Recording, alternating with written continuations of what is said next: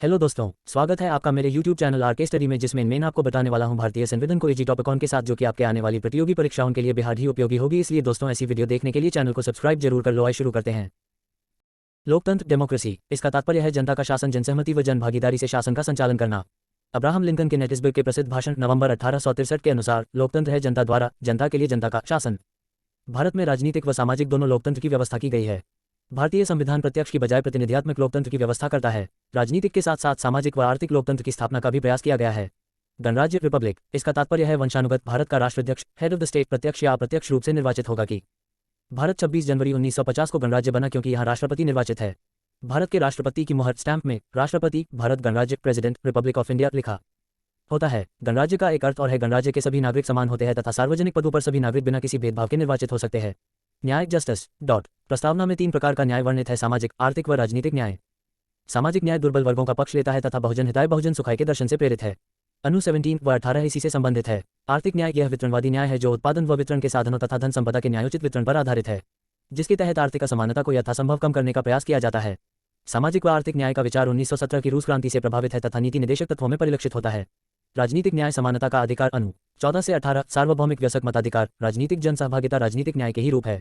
स्वतंत्रता, लिबर्टी, प्रस्तावना में न्याय के बाद क्रमशः स्वतंत्रता, समानता, बंधुता शब्द है, जो कि 1789 की फ्रांसीसी क्रांति से प्रेरित है। प्रस्तावना में विचार, अभिव्यक्ति, विश्वास, धर्म व उपासना की स्वतंत्रता है। ये स्वतंत्रता अबाध नहीं है। अनु 19 तथा 25-28 में इसकी व्यवस्था है। मौलिक अधिकार, राजनीतिक व सिविल नागरिक स्वतंत्रता पर ज्यादा जोर देते हैं, जबकि नीति निदेशक तत्व सामाजिक आर्थिक स्वतंत्रता पर। नागरिक स्वतंत्रता में विचार, अभिव्यक्ति, अंतःकरण व उपासना के साथ साथ दैहिक जीवन व संपत्ति की आवागमन समझौते की स्वतंत्रता भी आती है। राजनीतिक स्वतंत्रता में मताधिकार, निर्वाचन, दल निर्माण, शासन की आलोचना आदि स्वतंत्रताएं आती है। समता, समता का तात्पर्य सभी के साथ समान व्यवहार नहीं है, बल्कि समान के साथ समान व असमान के साथ असमान व्यवहार।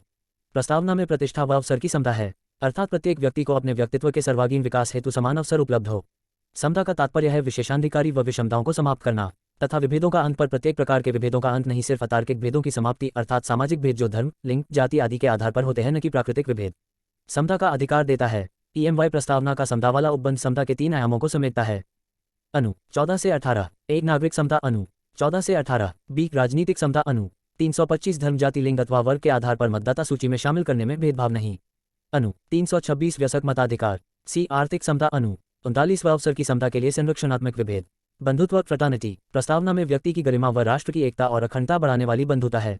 व्यक्ति की गरिमा के लिए अनु 17 अस्पृश्यता की समाप्ति तथा अनु 18 उपाधियों पर प्रतिबंध है। अर्नेस्ट बाकर ने बंधुता को सहकारिता का सिद्धांत कहा है।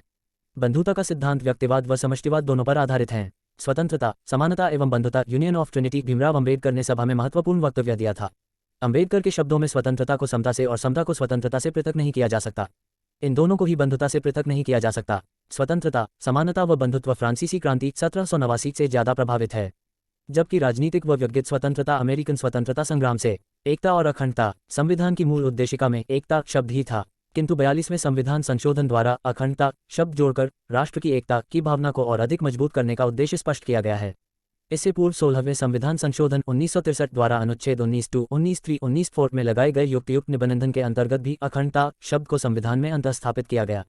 इसी संशोधन को संविधान की 3री अनुसूची में उल्लेखित शपथ में भी अखंडता शब्द अंतःस्थापित किया गया।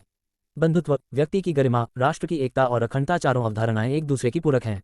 यह जरूर है कि संविधान निर्माताओं ने व्यक्ति की गरिमा को शेष से पहले स्थान दिया है।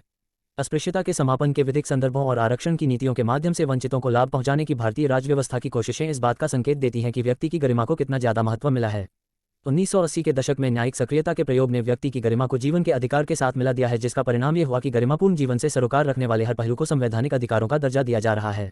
अंगीकृत, अडॉप्ट, अपनाना या ग्रहण करना अर्थात संविधान को स्वीकार करना। अधिनियमित, इनैक्ट, कानून अमल में लाना अर्थात संविधान को लागू करना। आत्मापित, गिव टू ओवरसेल्व्स, स्वयं को समर्पित करना अर्थात स्वयं को संविधान सौंपना। क्या प्रस्तावना संविधान का भाग है? एक बेरुबारीवाद, इनरी बेरुबारी यूनियनवाद। 1960 में सर्वोच्च न्यायालय ने कहा कि ए प्रस्तावना संविधान का अंग नहीं है। बी जहां संविधान की भाषा अस्पष्ट व संदिग्ध हो वहां यह संविधान निर्माताओं के विचारों को जानने की कुंजी है। बेरुबारी क्षेत्र जलाईगुड़ी जिला पम बंगाल में था। इसे 9वें संविधान संशोधन 1960 द्वारा पाकिस्तान बांग्लादेश को दिया गया। केशवानंद भारतीवाद 1973 सर्वोच्च न्यायालय ने कहा ए प्रस्तावना संविधान का अभिन्न अंग है, इसने बेरुवादीवाद का निर्णय पलट दिया। बी प्रस्तावना में संशोधन किया जा सकता है मूल ढांचे को छोड़कर। सी प्रस्तावना न्याय योग्य नहीं है। 3 SR बॉम्बईवाद 1994 पंथनिरपेक्षता संविधान का मूल ढांचा। चार्ली सी ऑफ इंडिया बाद 1995 सर्वोच्च न्यायालय ने पुनः कहा प्रस्तावना संविधान का आंतरिक हिस्सा है। बेलबारी यूनियनवाद 1960 जहां संविधान की भाषा में संदिग्धता होती है वहां उद्देशिका संविधान के विधिक निर्वचन में सहायता करती है। सज्जन सिंह बनाम राजस्थान सरकार 1965 उद्देशिका विधि निर्माताओं के मस्तिष्क की कुंजी है।